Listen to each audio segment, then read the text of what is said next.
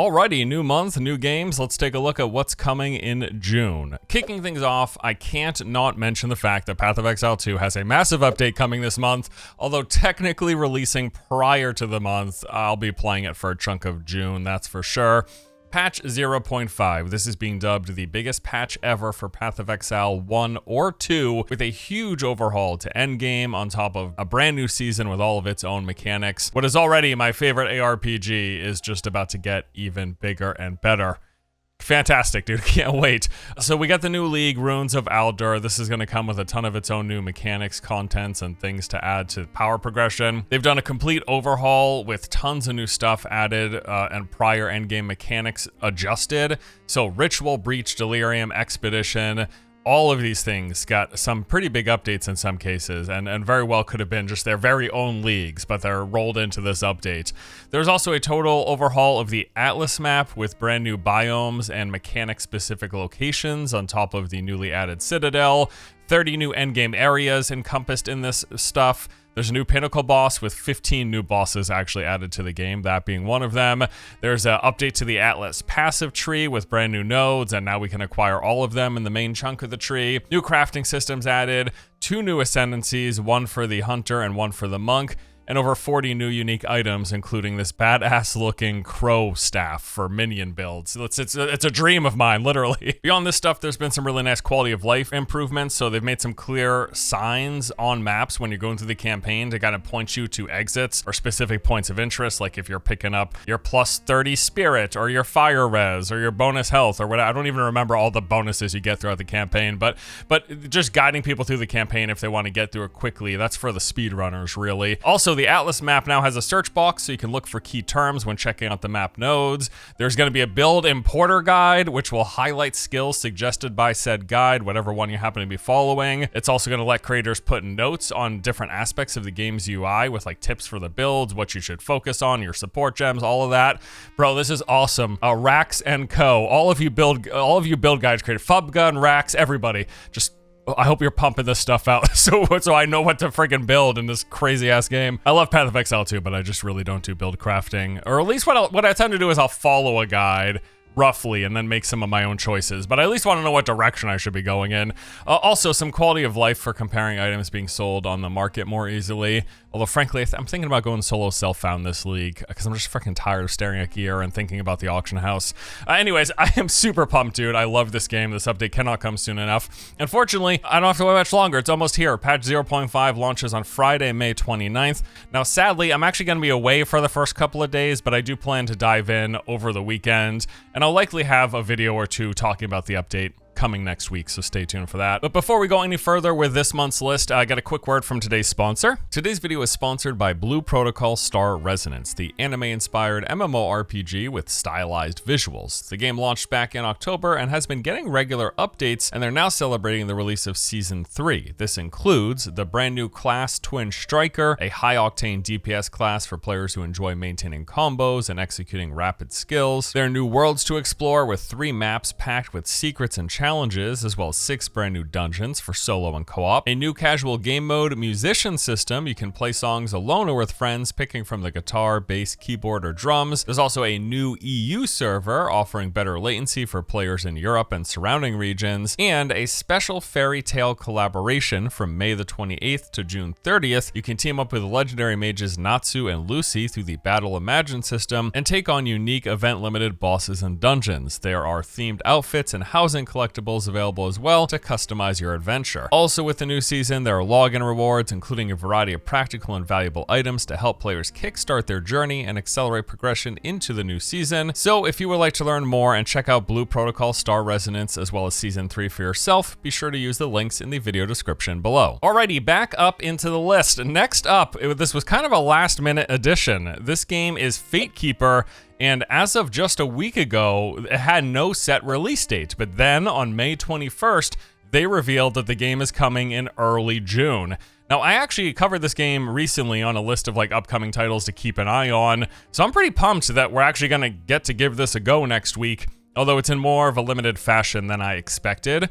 So if this is the first time you're hearing about the game, Fatekeeper is a first-person RPG set in this handcrafted dark fantasy world.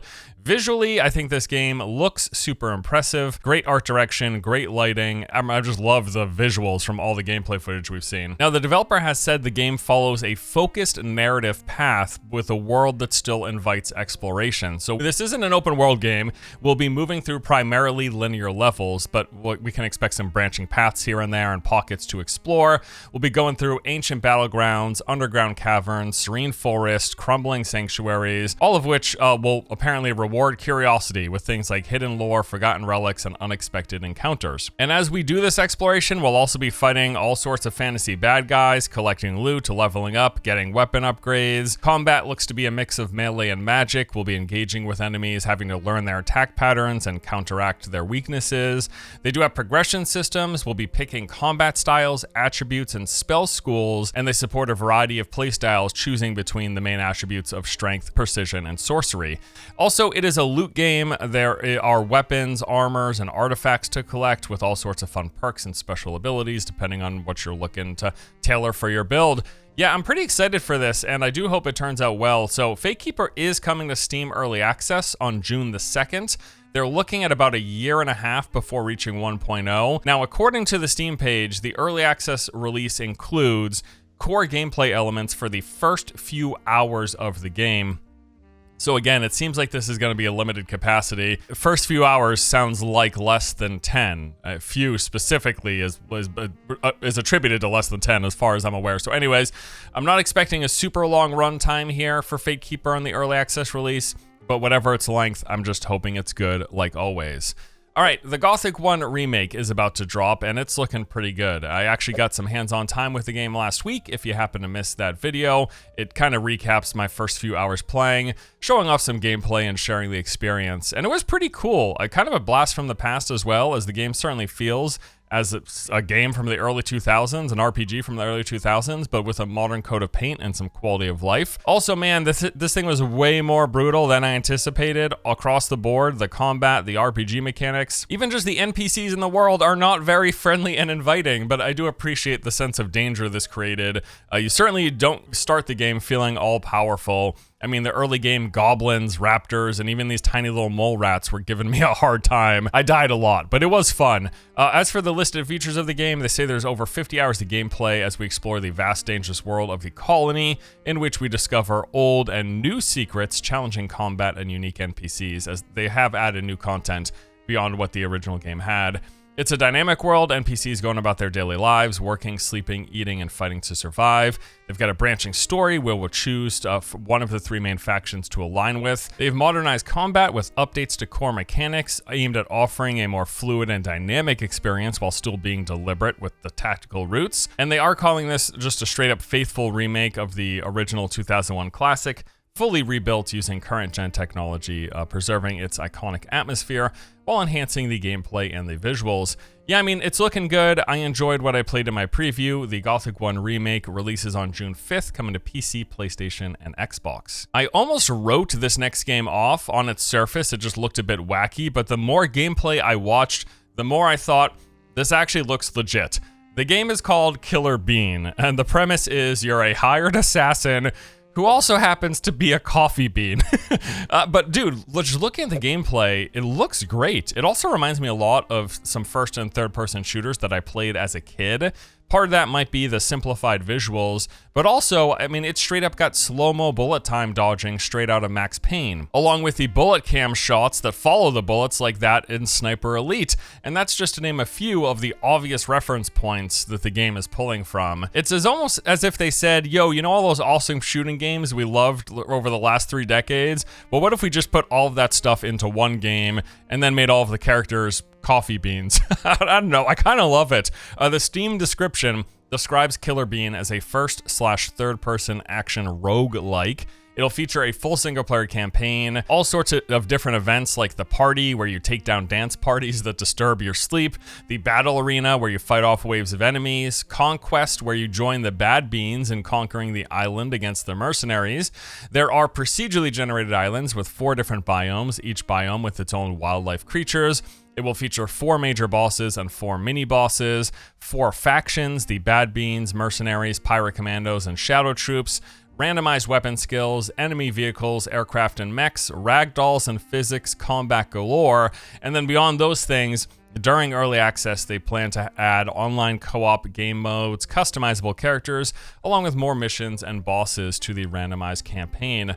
I am definitely glad that I looked beyond my initial gut reaction because I kind of think this footage looks great. So here's hoping Killer Bean will be coming out to Steam Early Access on June the 8th. There's a new survival game dropping this month called Solarpunk. The game has you exploring this technically advanced world of floating islands where solar energy is the main power source. You'll construct buildings, grow food, craft gadgets, and hop on airships to explore countless floating islands around you. Visually, the game has this pleasant, almost dreamy aesthetic. Also, I appreciate that it looks very minimalistic in terms of its UI from the footage that I've seen.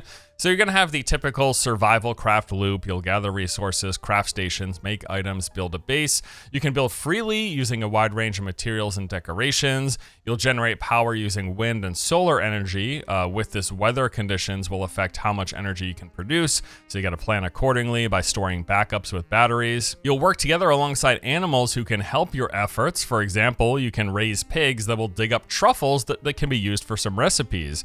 You'll be setting up automation systems using transport drones to gather resources, giving you more time to focus on building and exploration. And that exploration is done via your airship, which you'll use to travel from one floating island to the next. Now, I am not sure what, if any, combat the game has. In fact, I saw no semblance of fighting in the trailers that I watched. So this might just be a game about gathering resources, building a base, and setting up your automation systems while you explore the world. Not exactly sure. As some of you likely know, though, I'm a big fan of the survival genre. That's been one of my favorites in recent years. So I'm keen to give this one a shot, and I hope it turns out well. Solarpunk will be launching on June 8th, coming to PC, PlayStation, Xbox, and they do have a Switch 2 release planned, although the exact date is to be determined.